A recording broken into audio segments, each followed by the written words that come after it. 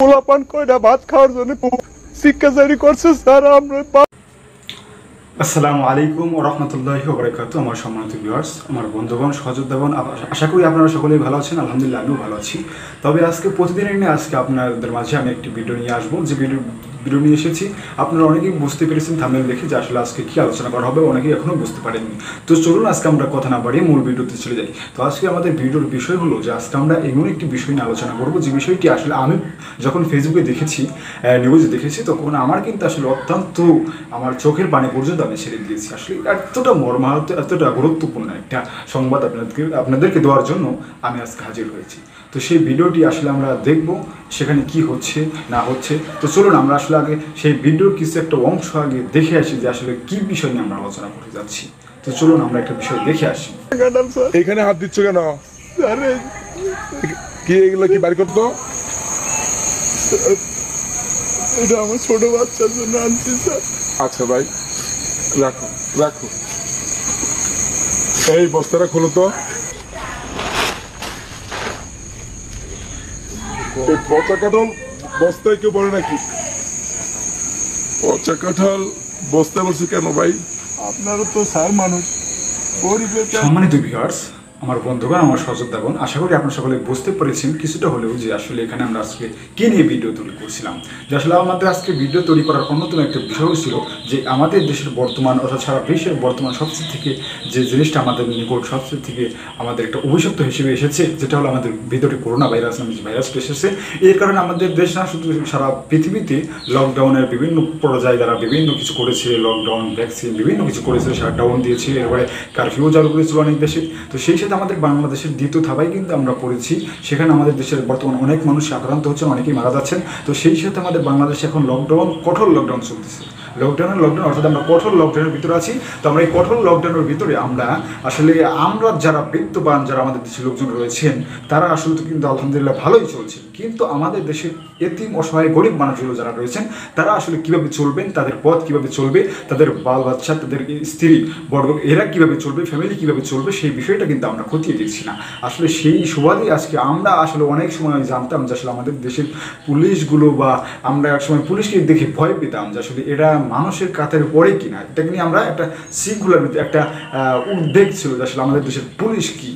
তো সেই সাথে কিন্তু আমরা আজকের যে ঘটনাটা আমি দেখলাম, যে ঘটনাটা আপনাদের সাথে শেয়ার করছি, যে বিষয়টা, এটা কিন্তু একটা পুলিশ সুপার বা কয়েকজন পুলিশের সাথে ঘটেছে একটা কাহিনী, গভীর রাতে। তো এই কাহিনীটা দেখে আমার কিছুটা হলো পুলিশদের প্রতি ভালো ধারণা এসেছে যে আসলে না, পুলিশ দ্বারা আমাদের বাংলাদেশে কিছু না কিছু হবে। আসলে পুলিশই কিন্তু একটা জাতিকে, একটা দেশ শাসন করা, একটি দেশকে রিপ্রেজেন্ট করার জন্য অনেকটা বড় দায়বদ্ধতা কিন্তু পুলিশের রয়েছে। তো আমার মনে হয় আসলে আমাদের দেশের প্রত্যেকটা পুলিশ যদি এরকম হয়ে যেত, তাহলে আমাদের দেশটা সোনার একটা দেশে রূপান্তরিত হতো। কারণ আমরা সব জায়গায়, অন্যান্য জায়গায় আমরা পুলিশের বিভিন্ন অপকর্মের কথা শুনে থাকি, কিন্তু এই জায়গায় আমি মানবিক যে কাজটা দেখেছি পুলিশ ভাইদের মাধ্যমে, তো এটা দেখার মাধ্যমে আমার মনটা একদমই জড়িয়ে গিয়েছে। আপনাদেরকে হয়তো পুরো ভিডিওটা দেখাবো সামনে। তো এর আগে চলুন আমরা আরও কয়েক মিনিট আলোচনা করে আসি। তো এখানে আমরা আলোচনা করব আসলে এই যে আমাদের দেশে লকডাউন চলছে, কঠোর লকডাউন। এই কঠোর লকডাউনে যাদের ঘরে টাকা রয়েছে, পয়সা রয়েছে, যাদের ঘরে মাল সামানা রয়েছে, তারা কিন্তু খুব আনন্দে খাচ্ছে এবং তারা চাচ্ছে যে লকডাউন আরও বাড়ুক, আরও হোক, এতে তাদের কোনো সমস্যা নেই। কিন্তু আমাদের দেশের গরিব মানুষ, যারা অসহায় মানুষ, যারা দিনমজুর মানুষ, খেটে খাওয়া মানুষ, তারা কিন্তু ঠিকই একটা ঝামেলার ভিতরে পড়ে গেছে। তো এই যে তারা ঝামেলার ভিতরে পড়লো, অনেক মানুষ এমন আছে, লকডাউন প্রায় আমাদের দেশে 1 বছর যাবৎ, 1 থেকে 1.5 বছর যাবৎ প্রায় লকডাউন চলতেছে। ধাপে ধাপে লকডাউন দেওয়া হচ্ছে, মাঝে মধ্যে ছেড়ে দেওয়া হচ্ছে, মাঝে মধ্যে আবার লকডাউন দেওয়া হচ্ছে। তো এই যে লকডাউনের ভিতরে যারা গরিব মানুষ, অসহায় মানুষ, দিন এনে দিনে খায়, যারা খেটে খাওয়া মানুষ, সেই মানুষগুলোর কিন্তু আসলে করুণ যে অবস্থা হয়েছে, এটা আমরা বিভিন্নভাবে বিভিন্ন মাধ্যমে আমরা জানতে পেরেছি। বিশেষ করে এই পিরিয়ডের মাধ্যমে আমরা বুঝতে পেরেছি যে আসলে একটা বাবা, যে বাবাটা সংসার চলায়, সেই বাবাটা আসলে কতটা কঠিন হতে পারে। একটা বাবাকে আমরা দেখলাম যে তার একটা ভ্যান রয়েছে, সেই ভ্যানটা নিয়ে কিন্তু আসলে সে তার খাদ্য জোগাড় করার জন্য, সে তার রোজগার যেটা রয়েছে, সে কিন্তু সেটা জোগাড় করার জন্য সে রাস্তায় বের হয়েছিলেন। কিন্তু যেহেতু লকডাউনের কারণে কারো কোনো রোজই তো কামাই করতে পারেন নাই, তো সেখানে সে কি করেছেন, তো রুজি কামাই করতে না পেরে যখন তিনি রাস্তাতে ঘুরতেছে এদিকে বাসার ভিতরে মানুষগুলো না খেয়ে রয়েছে, তার সন্তানাদিগুলো, তার স্ত্রী। তো তখন তিনি দেখলেন দুইটা পচা কাঁঠাল পড়ে রয়েছে রাস্তায়, রেল স্টেশনের পাশে। সেখান থেকে সে তুলে নিয়ে গিয়ে তার ভ্যানে করে বস্তায় ভরে নিয়ে যাচ্ছে, যাতে অন্য কেউ না দেখে। অন্য কেউ দেখলে কী হবে, হয়তো অনেকে নাক ছিটকাবে বা বিভিন্ন ঝামেলা করবে।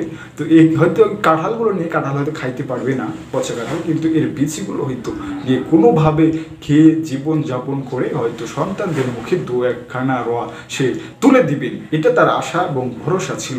কিন্তু সেই ঘটনাটা যখন রাতের আধারে হয়েছিল, তখন কিন্তু আমাদের বাংলাদেশের কিছু মানবতা কর্মী, পুলিশ সুপার যারা রয়েছেন, পুলিশ রয়েছে, তারা কিন্তু আসলে এই ঘটনাটি তারা স্বচক্ষে দেখেছেন এবং তার সাথে সাক্ষাৎ করেছেন এবং তার কাছে সেই ঘটনাটার বিস্তারিত জেনেছেন তার কাছ থেকে, এবং তাকে যে সহায়তা করেছেন, আমরা চলুন সেই সহায়তার কিছু অংশটা আমরা দেখে আসি। আসলে পুলিশ ভাইয়েরা তাকে কি পরিমাণ হেল্প করেছে। আমার তো মনে হয় যে আচ্ছা দাও।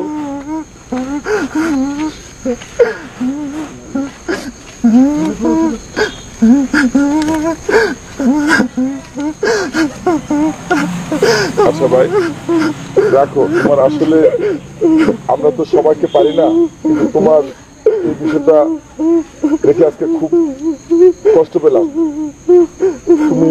আমার প্রিয় সহযোদ্ধারা, আমার প্রিয় বন্ধুরা, আসলে আমরা দেখতে পেলাম যেখানে আসলে আমাদের দেশের পুলিশ সুপার বা যারা রয়েছে, তারা কিন্তু আসলে কতটা নরম দিলের মানুষ। তারা কিন্তু তাদের ভেতরের একটা অংশ তারা কিছুটা হলো প্রত্যেকে কিছু না কিছু করে কিন্তু সেই গরিব মানুষটাকে দিচ্ছেন। আসলে আমি মনে করি এই পুলিশ সুপারদের ওনারা যে ওনাদের নিজস্ব টাকা দিচ্ছে, এটা শুধু এখানেই শেষ নয়। আসলে আমার তো মনে হয় এদের এই টাকা দেওয়ার কোনো প্রয়োজন ছিল না। যদি শুধু এতটুকু বন্টন হতো, আমাদের দেশের প্রধানমন্ত্রী যে পরিমাণ টাকা যে দিয়েছেন, যে পরিমাণ টাকা দিয়েছেন, সেটা যদি আমাদের এই দেশ থেকে যেটা দেওয়া হয়েছে, এটা যদি যাদের মাধ্যমে বন্টন করা হচ্ছে তারা যদি সঠিক প্রক্রিয়া এটা যদি দিয়ে থাকতো, তাহলে মনে হতো আর কোনো সমস্যা হতো না।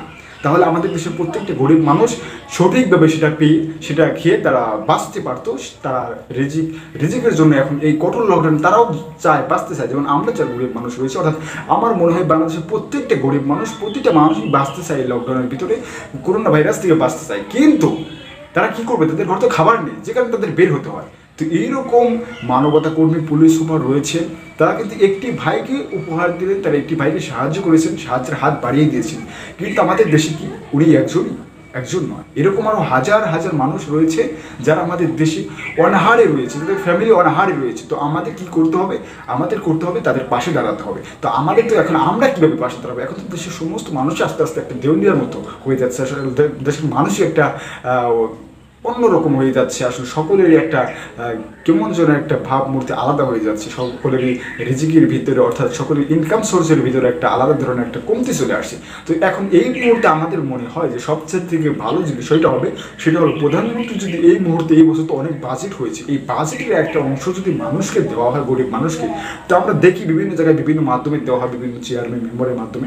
তো কিন্তু আমরা গত বছর দেখেছি করোনা ভাইরাসের ভিতরে প্রথম থেকে কিন্তু দেওয়া হচ্ছিল, তখন আমাদের দেশের এমপি মন্ত্রী থেকে শুরু করে, অর্থাৎ আমাদের দেশের মেম্বার চেয়ারম্যানরা কিন্তু যাদের মাধ্যমে টাকাগুলো এসেছিল, ত্রাণগুলো এসেছিল, তারা কিন্তু মেরে দিয়েছে, তারা কিন্তু আত্মসাৎ করেছিল। আবার জায়গায় জায়গায় দেওয়া হয়েছিল, আবার জায়গায় জায়গায় কম দিয়ে বেশিগুলো রেখেই দেওয়া হয়েছে তাদের গোদামে বৃদ্ধি। এটাও কিন্তু আমাদের মিডিয়ার মাধ্যমে তারা খেয়েছে, আমরা বিভিন্ন জায়গায় পত্রপত্রিকা এটা আমরা দেখেছি খোঁজখবর। তো এরপরে হলো আমাদের যে কাহিনীটা, তো এই যে পুলিশ ভাইরা যে কাজটা করলেন, আমার মনে হয় দেশের প্রধানমন্ত্রী যদি সেনাবাহিনী, পুলিশ কর্মকর্তা এদের মাধ্যমে এবং র্যাব এদের মাধ্যমে যদি কোনো সহযোগিতা যদি গরিব মানুষকে করতে চান, তাহলে আমার মনে হয় এগুলো গরিব মানুষ পাবে, এতে কোনো সন্দেহ নেই।